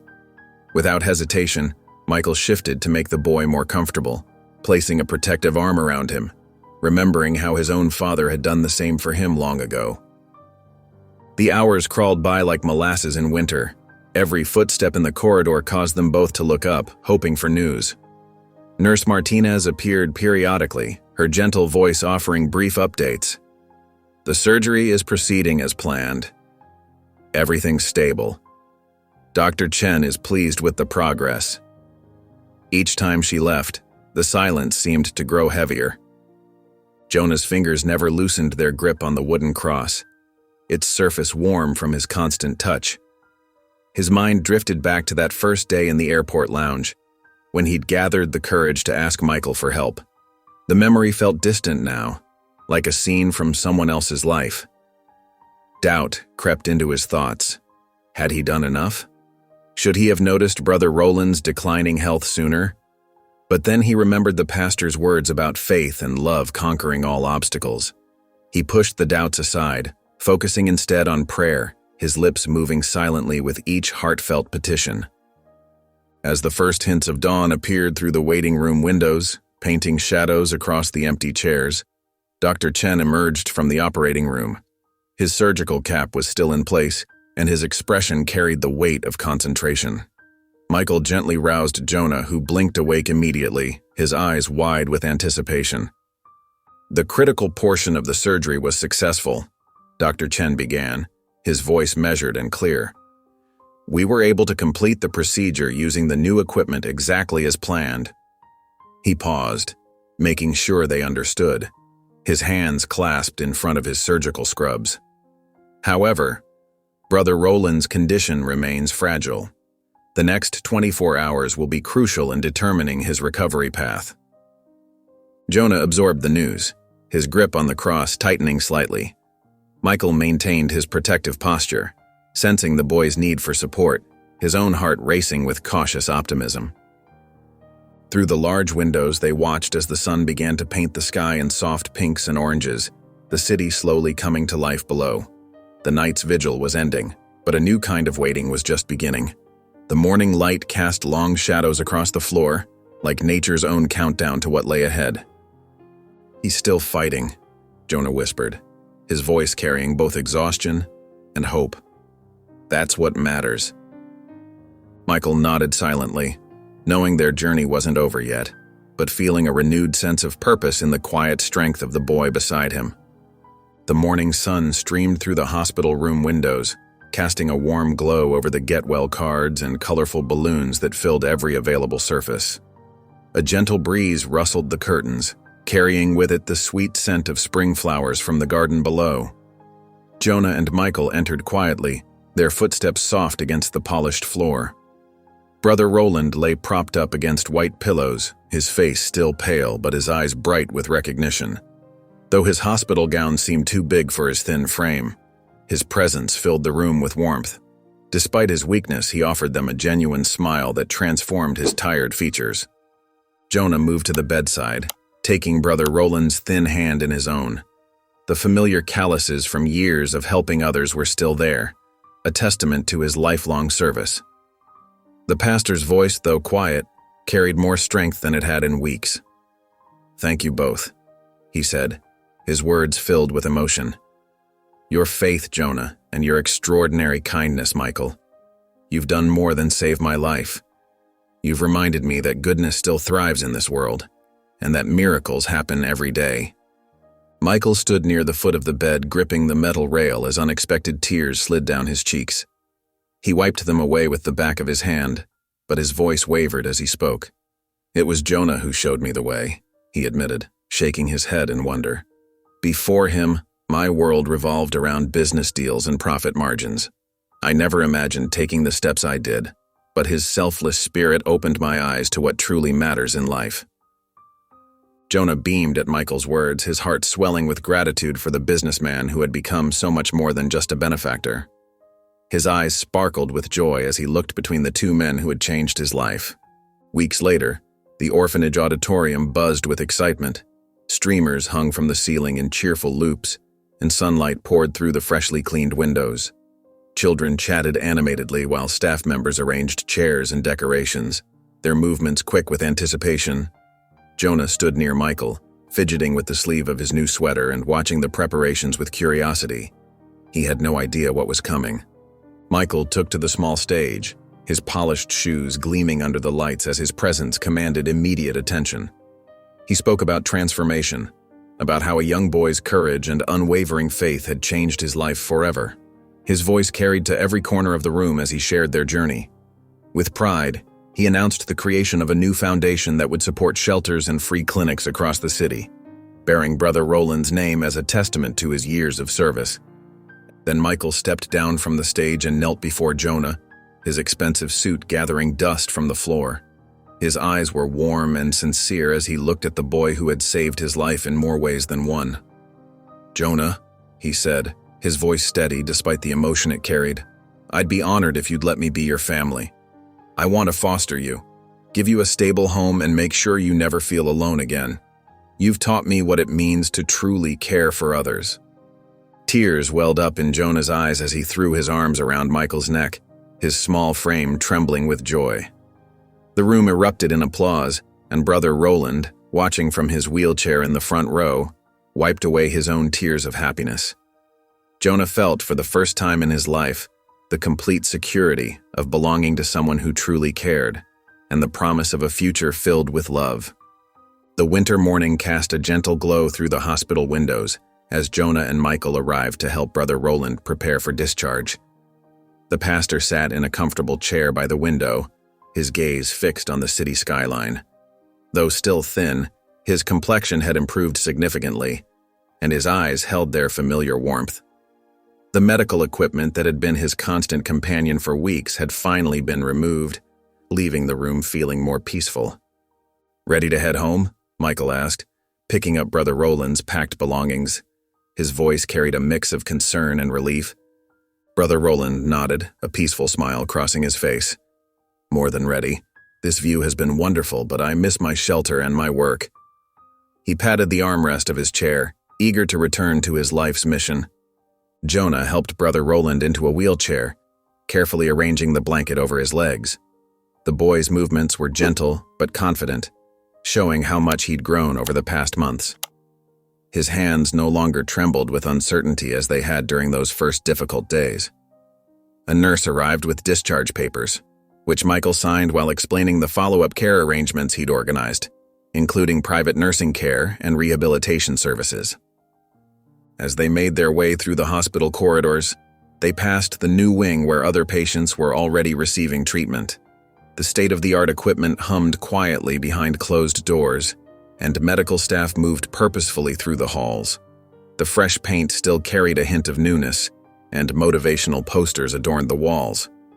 Brother Roland reached up and squeezed Jonah's hand as they passed, acknowledging the miracle that had made it all possible. Outside, the winter sunlight sparkled against the hospital's glass facade.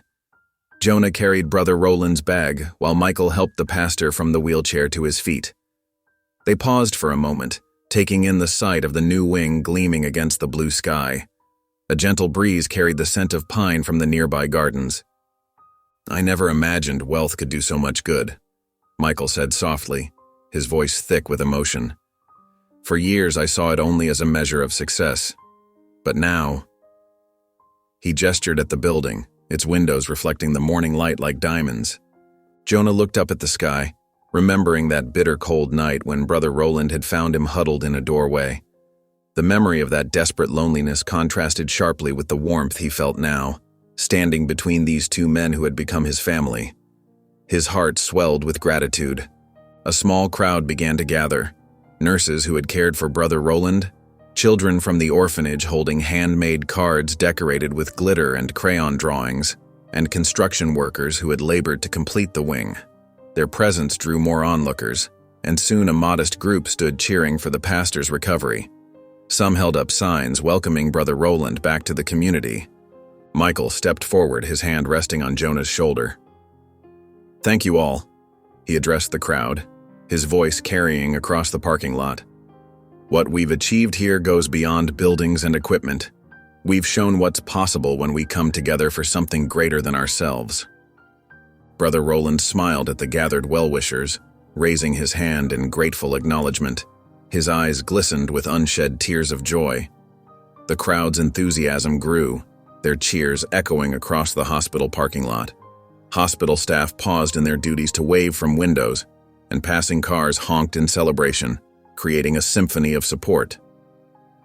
As they walked to Michael's car, Jonah carried Brother Roland's bag carefully, while Michael supported the pastor's steps. The crowd continued to cheer, their joy a testament to the community's unified spirit. The morning sun wrapped them in its warm embrace, promising a bright new chapter ahead.